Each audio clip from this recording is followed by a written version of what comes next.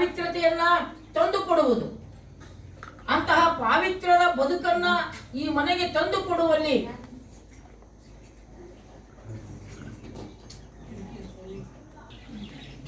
ಮನೆಗೆ ಮಠದ ಪಾವಿತ್ರ್ಯತೆಯನ್ನ ತಂದು ಕೊಡಬೇಕಂದ್ರೆ ಅಲ್ಲಿ ಬದುಕುವಂತವರು ಅಂತಹ ಪಾವಿತ್ರ್ಯತೆಯನ್ನ ಗಳಿಸಿಕೊಡಬೇಕು ಅನ್ನುವಂಥದ್ದು.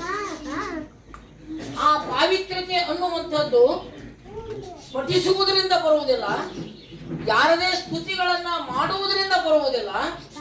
ಆದರೆ ಬದುಕಿನ ಸತ್ಯಗಳನ್ನ ಕಂಡುಕೊಂಡು ಆ ಸಿದ್ಧಾಂತಕ್ಕೆ ಅನುಗುಣವಾಗಿ ಬದುಕುವುದರಲ್ಲಿ ವ್ಯಕ್ತಿಯ ಪಾವಿತ್ರ್ಯತೆ ಹೆಚ್ಚುತ್ತದೆ.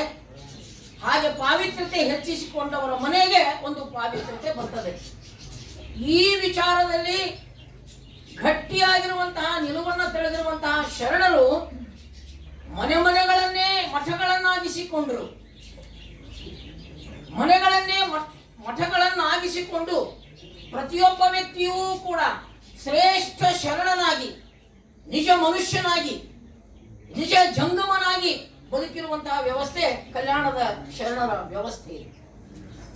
ಹೀಗಾಗಿ ಈ ಇಡೀ ಜೀವ ಜಗತ್ತೆಲ್ಲವೂ ಕೂಡ ಜಂಗಮವೆಂದು ಕಂಡು ಆ ಜಂಗಮದಲ್ಲಿ ತನ್ನನ್ನ ಸಮೀಕರಿಸಿಕೊಂಡು ಯಾವುದೇ ಭೇದವಿಲ್ಲದಂತೆ ಸಮರತಿ ಸಮಸುಖ ಸಮಗಳಿಂದೊಡಗೂಡಿ ಬದುಕಿದ ಭವ್ಯ ಪರಂಪರೆ ಅದು ಶರಣರ ಪರಂಪರೆ. ಆದರೆ ಈ ಪರಂಪರೆ ನಮ್ಮಗಳ ಸ್ವಾರ್ಥದಿಂದಾಗಿ, ಬೇರೆಯವ್ರ ಸ್ವಾರ್ಥ ಅಂತ ಹೇಳೋದು ಬೇಡ, ಯಾರ್ಯಾರ ಯಾವ ರೀತಿ ನಡ್ಕೊಂಡಾರ ಅವರವರು ತಮ್ಮ ಮನಸ್ಸನ್ನ ಪರಿವೀಕ್ಷಿಸಿಕೊಂಡು ಹೋದ್ರೆ ಸಾಕು, ಇನ್ನೊಬ್ಬರನ್ನ ದೂಷಿಸೋದು ಬೇಡ. ನಮ್ಮ ಸ್ವಾರ್ಥದಿಂದಾಗಿ, ನಮ್ಮ ಅಹಮಿಕೆಯಿಂದಾಗಿ ಇದು ಉಳಿದವರ ಕೈ ಸೇರದಂತೆ ನೋಡಿಕೊಂಡ ಕಾರಣಕ್ಕಾಗಿ ನಮ್ಮ ಜನರು ಮತ್ತೆ ಅದೇ ದರಿದ್ರ ಶ್ರೇಣೀಕೃತ ವ್ಯವಸ್ಥೆಯಲ್ಲಿ ಬದುಕುವಂತೆ ಆಯಿತು.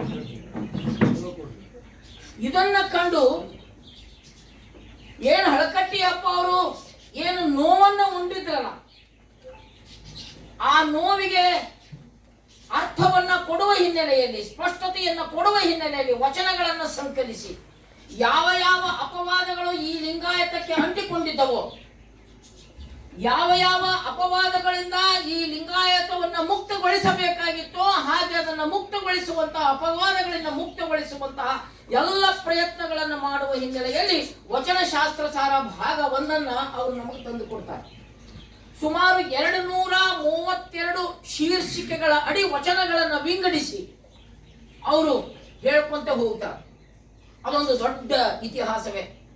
ವಚನಶಾಸ್ತ್ರ ಸಾರ ಭಾಗ ಅನ್ನುವಂಥದ್ದನ್ನ ಹಳಕಟ್ಟಿ ತಂದೆಗಳು ಸಂಪಾದಿಸಬೇಕಾದ್ರೆ ಸುಮಾರು 11 ವರ್ಷಗಳನ್ನ ತೆಗೆದುಕೊಂತಾರೋ. ಒಂದು ವಚನಶಾಸ್ತ್ರ ಸಾರ ಭಾಗ 1 ಸಂಪಾದಿಸಬೇಕಾದ್ರೆ, ಆ ವಚನಗಳನ್ನ ಜೋಡಿಸಬೇಕಾದ್ರೆ ಅವರು ವಹಿಸಿರುವಂತಹ ಎಚ್ಚರ ದಯವಿಟ್ಟು ಅದನ್ನೆಲ್ಲರೂ ಗಮನಿಸಬೇಕು. ಎಲ್ಲರೂ ಅದನ್ನು ಗಮನಿಸಬೇಕು. ಯಾವುದೇ ಬಗೆಯ ಜೋಡಣೆ ಇದಕ್ಕೆ ಸಾಧ್ಯ ಆಗೋದಿಲ್ಲ.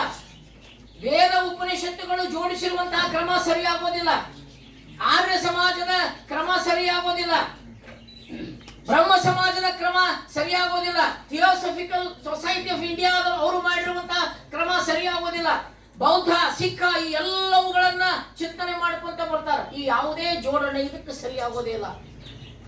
ವಿವೇಕಾನಂದರಿಗೆ ಬರ್ತಾರೆ. ವಿವೇಕಾನಂದರಿಗೆ ಬಂದಾಗ ಅವ್ರಿಗೆ ಅನಿಸ್ತದ, ಹೌದು ಈ ವಿಚಾರಗಳು ವಿವೇಕಾನಂದರಲ್ಲಿ ಅದಾವು ಅಂತ ಅನಿಸ್ತದ. ಹಾಗೆ ಅನಿಸಿದಾಗ ರಾಮಕೃಷ್ಣ ಮಿಷನ್ಗೆ ಮೊರೆ ಹೋಗ್ತಾರ ಅವರು. ಅಲ್ಲಿಯೂ ಕೂಡ ವಿವೇಕಾನಂದರ ಅದ್ಭುತವಾಗಿರುವಂತಹ ಕ್ರಾಂತಿಕಾರಕ ವಿಚಾರಗಳನ್ನ ಮತ್ತೆ ವೇದಾಂತಾರ್ಕತ ಮಾಡಿ ಅವುಗಳ ದಾರಿ ತಪ್ಪಿಸಿರುವಂತಹ ವ್ಯವಸ್ಥೆ ಕಂಡು ಬಂದಾಗ ಆ ಪಥದಿಂದ ದೂರ ಸರಿತಾರ. ಹಾಗಾದ್ರೆ ಈ ವಚನಗಳಲ್ಲಿ ಹಾಗೆ ಜೋಡಿಸಬೇಕು, ಹೇಗೆ ಜೋಡಿಸಬೇಕು ನಾನು ಅಂತ ಚಿಂತನೆ ಬಂದಾಗ ಶಟಸ್ಥಲದ ಹೊರತಾಗಿ ಇನ್ನೊಂದು ಯಾವುದೂ ಕೂಡ ಇದಕ್ಕೆ ಜೋಡಣೆ ಆಗೋದಿಲ್ಲ. ಯಾಕಂದ್ರೆ ಈ ಶಟಸ್ಥಲ ಅನ್ನುವಂಥದ್ದು ವ್ಯಕ್ತಿಯ ವಿಕಸನ ಅಷ್ಟೇ ಅಲ್ಲ, ವ್ಯಕ್ತಿ ತನ್ನಷ್ಟಕ್ಕೆ ತಾನು ವಿಕಸವಾಗಿ ಸಮಾಜದೊಳಗ ಒಂದಾಗಿ ಹೋಗುವಂತಹದ್ದು. ವ್ಯಕ್ತಿ ತಾನು ಲಿಂಗವಾಗಿ ಮಹಾಲಿಂಗದೊಡನೆ ಒಂದಾಗಿ ಎಲ್ಲರೊಡನೆ ಸಮರಸವಾಗಿ ಬೆರೆಯುವಂತಹ ಆ ಶಟಸ್ಥಳದ ಮಾರ್ಗವನ್ನ ಅನುಸರಿಸಿದ ಕ್ರಮ ಮಾತ್ರ ನಾನು ಅನುಸರಿಸಬೇಕು ಅಂತ ಹೋದಾಗ ಅಲ್ಲಿಯೂ ಕೂಡ ಅವರಿಗೆ ಗೊಂದಲ ಉಂಟಾಗ್ತದೆ. ಹಾಗೆ ಜೋಡಿಸಬೇಕು. ಮತ್ತೆ ಅವರು ಯಾವಾಗ ಕರುಣಹಸಿಗೆ, ಮೊಗ್ಗೆಯ ಮಾಯಿದೇವನ ಶಿವಾನುಭವ ಸೂತ್ರ, ಈ ಎಲ್ಲವೂ ಘಟಚಕ್ರ, ಇವು ಎಲ್ಲವುಗಳನ್ನು ಅಧ್ಯಯನ ಮಾಡಿದಾಗ ಒಂದು ಶಿಸ್ತು ಅವರಿಗೆ ಸಿಗ್ತದ. ಅವಾಗ ಶಟಸ್ಥಲವನ್ನ 36 ಸ್ಥಳಗಳಿಗೆ 216 ಸಕೀಲಗಳಿಗೆ 101 ಸ್ಥಳಗಳಿಗೆ ಬಹಳ ಸುಂದರವಾಗಿ ಜೋಡಿಸಿಕೊಂಡು ಬರ್ತಾರ. ಹಾಗಾದ್ರೆ ಹೀಗೆ ಇದನ್ನ ಕ್ರಮಕ್ಕೆ ಜೋಡಿಸಿದಾಗ ಸ್ಪಷ್ಟವಾಗಿ ಒಂದು ತಿಳುವಳಿಕೆ ನಮಗ ಬರಬೇಕಲ್ಲ, ಸ್ಪಷ್ಟವಾಗಿ ಒಂದು ತಿಳುವಳಿಕೆ ಬರಬೇಕಲ್ಲ. ದೇವ, ಜೀವ, ಜಗತ್ತು, ಈಶ್ವರನ ಕುರಿತಾಗಿ ಶರಣರು ಏನು ಮಾತಾಡ್ತಾರ, ದೇವರ ಕುರಿತಾಗಿ ಸ್ಪಷ್ಟತೆಯನ್ನು ನಾನು ಕೊಡಬೇಕು ಅಂತ ಹೇಳಿ ನಿರ್ಧಾರ ಮಾಡಿಕೊಂಡು ಆ ವಚನ ಶಾಸ್ತ್ರ ಸಾರ ಭಾಗ 1 ಅವರು ಪರಮಾತ್ಮನ ಅವ್ಯಕ್ತ ಸ್ವರೂಪ, ದೇವರ ಅವ್ಯಕ್ತ ಸ್ವರೂಪದ ಕುರಿತಾಗಿ ಆರಂಭ ಮಾಡಿ ಮುಂದೆ ಎಲ್ಲವುಗಳನ್ನು ಬರ್ಕೊಂತ ಬರ್ತಾರ. ಎಲ್ಲ ವಚನಗಳನ್ನು 232 ಶೀರ್ಷಿಕೆಗಳಡಿ ಜೋಡಿಸಿಕೊಂಡು ಬರೀತಾರ. ಬಸವಣ್ಣನವರ ಬಸ ಪದ್ಧತಿಯ ವಚನಗಳನ್ನು 108 ಶೀರ್ಷಿಕೆಗಳಡಿ ಅವರು ವಿಂಗಡಿಸಿಕೊಂಡು ಬರ್ಕೊಂತ ಬರ್ತಾರೆ. ಇದನ್ನ ನಾನು ಯಾಕೆ ಹೇಳ್ಬೇಕಾಯ್ತು ಅಂದ್ರೆ ಬಹಳ ಸ್ಪಷ್ಟದ. ಇದು ಸುಮ್ಮನೆ ಹಂಗ ಮೂಡಿ ಬಂದಿರುವಂತದ್ದಲ್ಲ, ಹಳಕಟ್ಟಿಯವರ ಶ್ರಮ ಸುಮ್ಮನೆ ಮೂಡಿ ಬಂದಿರುವಂತದ್ದಲ್ಲ. ನಮ್ಮ ಎಲ್ಲ ಪ್ರಶ್ನೆಗಳಿಗೆ, ಜಗತ್ತಿನ ಎಲ್ಲ ಪ್ರಶ್ನೆಗಳಿಗೆ, ಜೀವ ಜಗತ್ತಿನ ಎಲ್ಲ ತಲ್ಲಣಗಳಿಗೆ ಉತ್ತರವನ್ನ ಕೊಡಬಲ್ಲಂತಹ ಆ ಉತ್ತರ ರೂಪದ ಎಲ್ಲ ವಚನಗಳು ಅಲ್ಲಿ ಬಹಳ ಚಂದ ವಿಂಗಡಿಸಿ ಅವರು ನಮ್ಗೆ ಕೊಟ್ಟುಕೊಂತ ಹೋಗ್ತಾರ. ಇದು ಯಾಕೆ ಸಮರ್ಥವಾಗ್ತೈತಿ ಅನ್ನುವಂತಹ ತಿಳುವಳಿಕೆಯನ್ನು ಕೊಟ್ಟುಕೊಂತ ಹೋಗ್ತಾರ. ಆ ಸಾಮರ್ಥ್ಯವನ್ನ ಪಡೆಯುವ ಸಲುವಾಗಿ ನಮ್ಮ ಬಸವದಳದವರು, ಬಸವ ಕೇಂದ್ರ, ಲಿಂಗಾಯತ ಪ್ರಗತಿಶೀಲ ಸಂಘ ಎಲ್ಲರೂ ಕೂಡಿಕೊಂಡು ಮನೆಗೆ ಈ ವಚನಗಳನ್ನ ತೆಗೆದುಕೊಂಡು ಹೋಗ್ಬೇಕು. ನಾವೆಲ್ಲರೂ ಕೂಡ ಭಾವ ಭ್ರಮಿತರಾಗಿವಿ.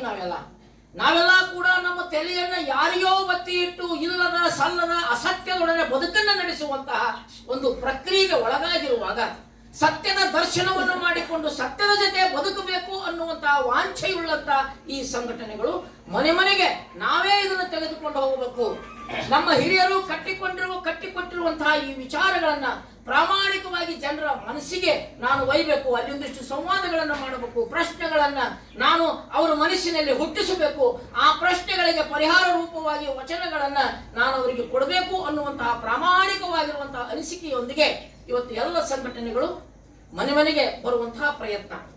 ಶ್ರಾವಣದ ಎಲ್ಲ ಕಾರ್ಯಕ್ರಮಗಳು ಮತ್ತದೇ ನಮ್ಮನ್ನ ಗದ್ದಲಕ್ಕೆ, ಅದೇ ನಮ್ಮ ಮೌಢ್ಯ, ಪೂಜೆ, ಪುನಸ್ಕಾರ ಮುಂತಾದವುಗಳಲ್ಲಿ ನಮ್ಮನ್ನು ತೊಡಗಿಸಿ ನಮ್ಮನ್ನ ಭ್ರಮಿತರನ್ನಾಗಿ ಮಾಡುತ್ತಿರುವಂತಹ ಪ್ರಸಂಗದಲ್ಲಿ ಸತ್ಯವನ್ನ ತಿಳಿದುಕೊಂಡು ಅದರ ಜೊತೆ ಬದುಕಬೇಕು, ಆ ಸತ್ಯವಾಗಿಯೇ ನಾವು ಬದುಕಬೇಕು ಅನ್ನುವಂತಹ ಅಪೇಕ್ಷೆ ನಮ್ಮ ಈ ಸಂಘಟನೆಗಳದು. ಹೀಗಾಗಿ ಈ 30 ದಿನಗಳವರೆಗೆ ಸತ್ಯವನ್ನ ನಾವು ಅರ್ಥ